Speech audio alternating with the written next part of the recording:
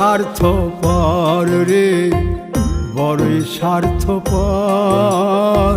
বুকের মাঝে জায়গা দিলে যতন কইরা ভাঙ্গে রে অন্তর।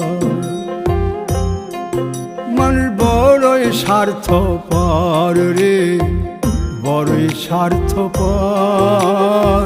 বুকের মাঝে জায়গা দিলে যতন কইরা ভাঙ্গে।